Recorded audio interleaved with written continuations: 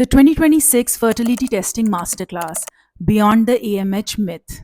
A low AMH is not your final destiny. I have seen so many women sitting in my clinic clutching that AMH report paper and crying because of a low AMH report. If you have been told that an AMH of 0.8 means your dream of becoming a mother are over, listen to me very carefully. AMH is not your destiny. It is a single data point in a very complex biological story. In 2026, the wait and see approach is dead. Today, I'm giving you the 2026 fertility map.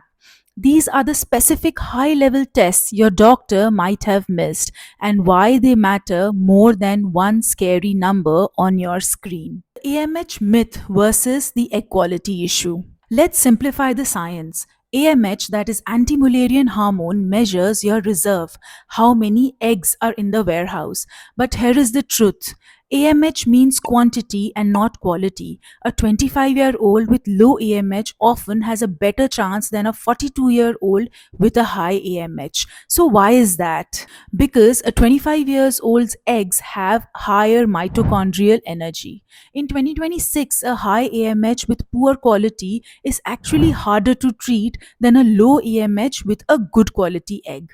To see the real picture, we must check your AFC, that is the antral follicle count, via a high resolution ultrasound. This tells us how many follicles are actually responding this month. If your AMH is low but your AFC is decent, still you have got a good chance. Obsessing over the warehouse size, let's look at the actual inventory. Next comes the 50% factor, sperm DNA fragmentation. Ladies, please stop carrying the entire burden of fertility on your shoulders.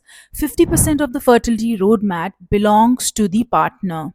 In 2026, a basic semen analysis is no longer the gold standard.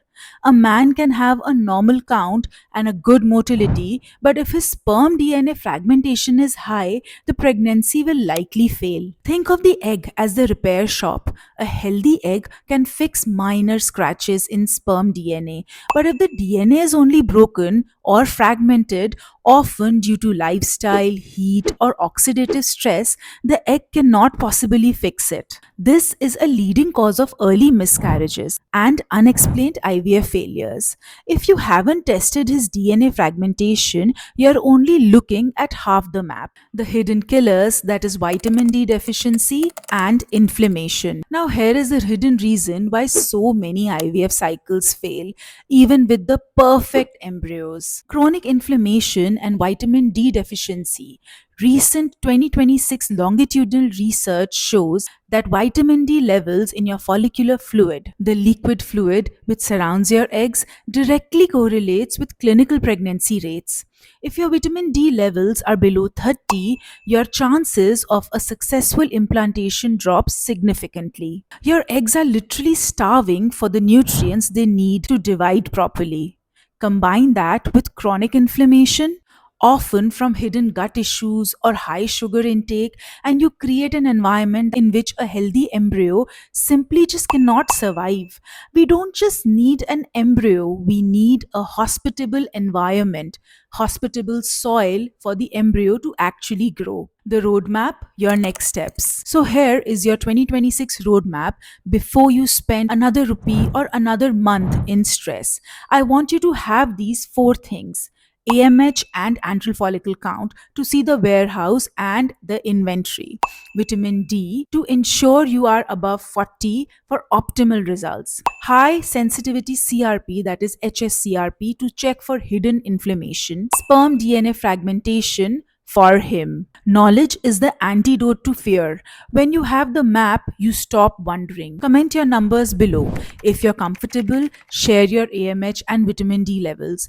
I'll be selecting the most common scenarios to decode in this Sunday's Q&A shot. I am Dr. Mahima Kak Nagpal, a gynecologist and IVF expert practicing in Delhi. I'm here to help you navigate your journey with science, not just with hope. Subscribe for our Friday deep dive on HRT, and I'll see you in the comment section below. Don't forget to like, share, and subscribe to this channel.